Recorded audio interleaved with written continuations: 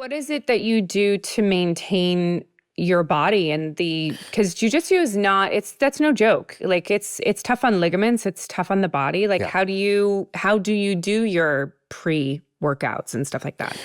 Yeah, I mean, making sure that sleep, I have to prioritize sleep.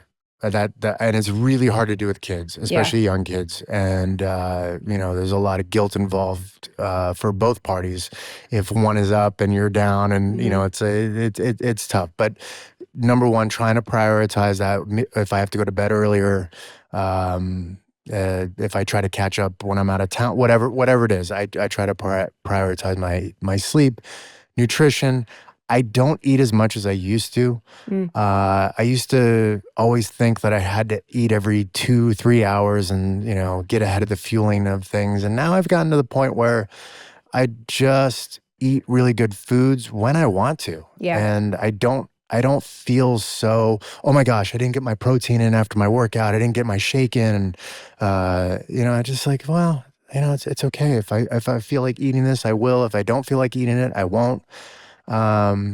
So sleep, nutrition, and then the other modalities where you do cold plunging to bring down inflammation. After I do jiu-jitsu, I usually cold plunge, trying to just bring my body back to neutral. One thing that I do every single day, I'd say it's the one thing I don't want to give up is I sauna every night before I go to bed. So when you sauna at night, you're not doing your cold plunge with your sauna, like you're not cycling? No, I don't do the contrast therapy. No, No.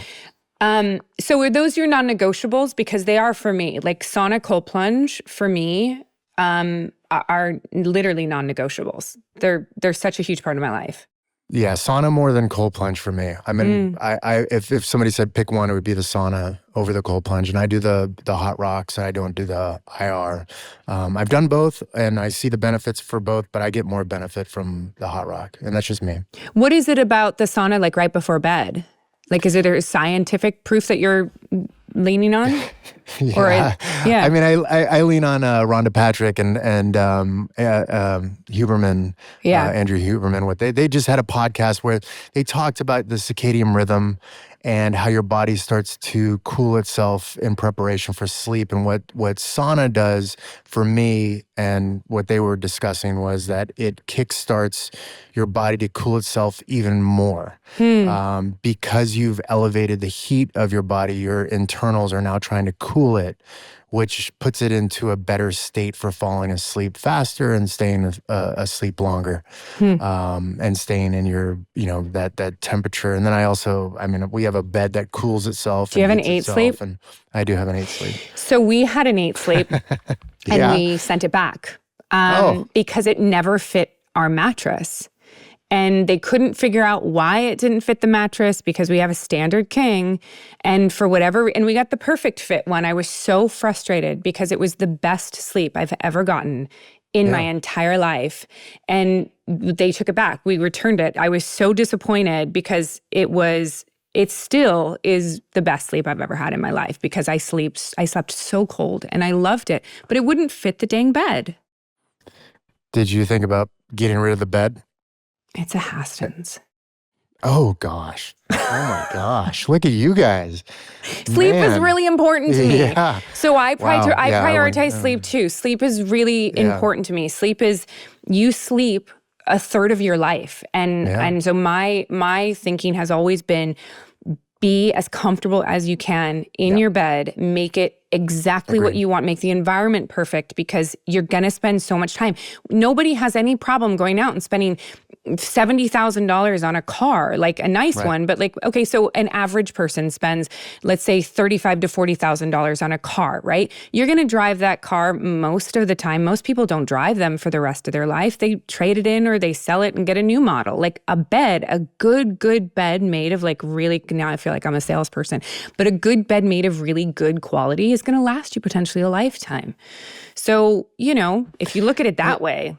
And I absolutely look at it that way, the way that you did. And I will say that I am the type where I looked at the 8 Sleep and I was like, I'm not going to pay that much for a bed. Oh, wait, they have Affirm. I can pay this off at 0 APR for 5 years. Guess what? That's what I'm doing. I mean, it's so weird. Like we make good money. Yeah. I could absolutely, but my brain goes, wait, I'm not going to spend this. But and then you have to get an app and you have to pay for the app and then you got to do this and you got to, but I loved the 8 Sleep. I mean, if you're thinking about buying, most things you can buy on Affirm, like I sound like a salesperson for Affirm, but most things like even the Peloton was like 0 APR, perfect, I'm doing it. But there's so many great options, and you're right, sleep is the number one thing. I mean, I when I was able to change that, and then I wear an Oura ring, and the 8 Sleep also can measure your metrics, but I'm constantly measuring my metrics just to. And there's a part that you can be obsessed with, just like anything else. With I remember, calorie counting, and you would put it on your app and make sure that you were getting your micros and your macros and all this. That works for some people. It just doesn't work for me. But what works for me is understanding my sleep, how to get the best sleep I can. Sauna has done that for me, and just understanding like how late I should eat, what time is a good time for me to go to bed, things like that. Do you drink? I have stopped drinking a lot.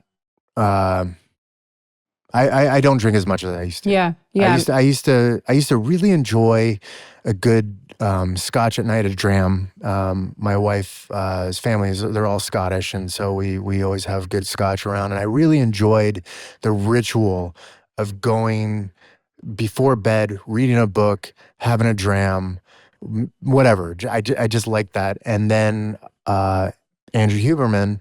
I was going to say, we're like podcast. A spokesperson for Huberman over here because I've also listened to that episode of Huberman. Yeah, and he basically said, there is no amount of alcohol that is good for you. And I was like, whatever. And then there's another, his last name is Walker. He's a sleep expert. I forget, I feel bad that I don't remember his first name. But he's a sleep doctor. We'll put it in our hindsight. Yeah, he's a sleep doctor, and he basically said that what it does to your brain while you're sleeping is you're just not getting quality sleep. So, again, I'm not going to completely remove myself from alcohol, but I will prioritize my sleep over it at most of the time.